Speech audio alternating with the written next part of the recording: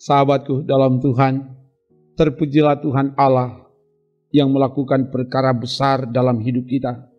Dia selalu menuntun kita di jalannya yang benar berdasar pada firman-Nya. Karena itu, sebagai keluarga, sebagai umat Tuhan, mari siapkan waktu untuk beribadah, menyembah dan memuji Tuhan dengan pujian Tuhan Pencipta semesta.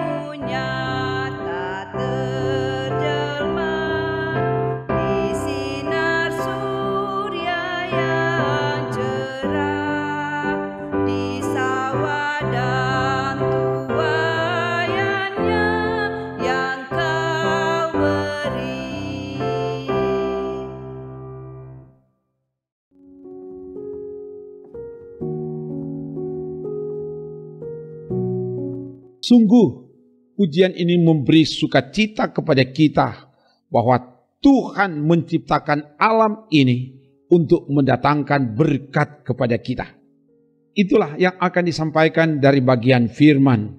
Dan sebelum membaca merenungkan firman, mari berdoa.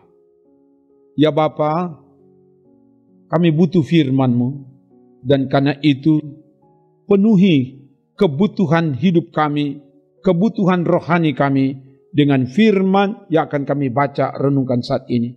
Roh Kudus yang singkapkan kebenaran firman dan mampukan kami untuk belajar taat setia melakukan firman-Mu di hidup ini. Dalam nama Tuhan Yesus. Haleluya. Amin. Firman Tuhan disampaikan dari kitab Yoel pasal 2 ayat 18 sampai 20. Begini dikatakan. Tuhan menjadi cemburu karena tanahnya dan ia belas kasihan kepada umatnya. Tuhan menjawab katanya kepada umatnya, sesungguhnya aku akan mengirim kepadamu gandum, anggur dan minyak dan kamu akan kenyang memakannya. Aku tidak akan menyerahkan kamu lagi menjadi celah di antara bangsa-bangsa. Yang datang dari utara itu akan kujauhkan daripadamu dan akan kuusir ke suatu negeri kering dan tandus. Barisan mukanya ke laut timur dan barisan belakangnya ke laut barat. Maka bau busuknya dan bau anyirnya akan naik sebab ia telah melakukan perkara yang besar. Demikian firman Tuhan. Sahabatku di dalam Tuhan, bagian firman ini disampaikan bahwa ketika umat sadar, bertobat dan berbalik kepada Tuhan, Tuhan memulihkan umatnya. Tuhan menjadi cemburu karena tanahnya.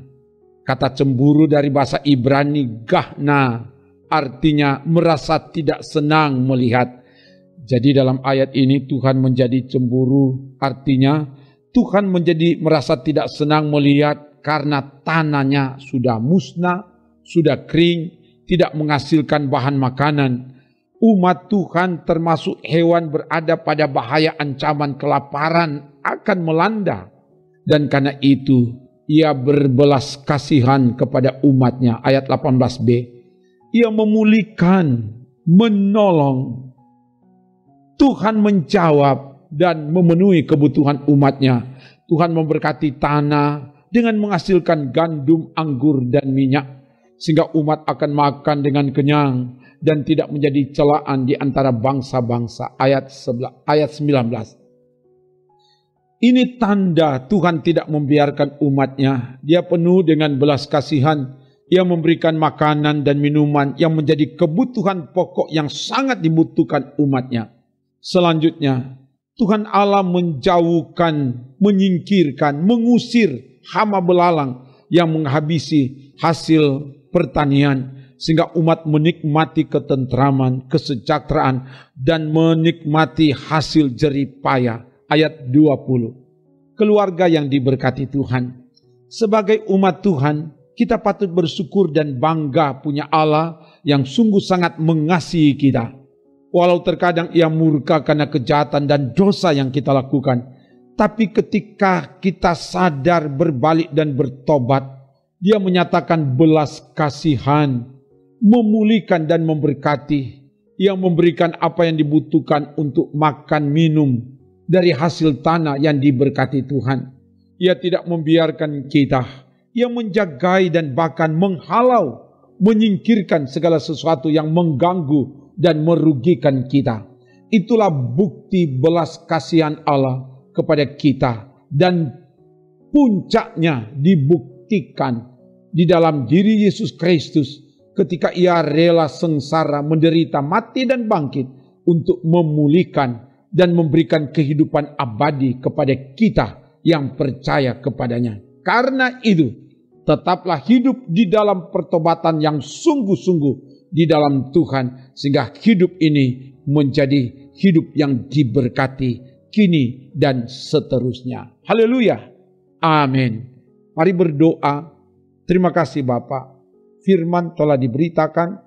Biarlah kebenaran firman ini menguatkan dan memberi semangat kepada semua keluarga-keluarga yang beribadah, keluarga hari ini, dimanapun mereka berada, bahkan saudara-saudara yang dengan taat tekun setia mengikuti pelayanan firman ini, diberkatilah oleh Tuhan.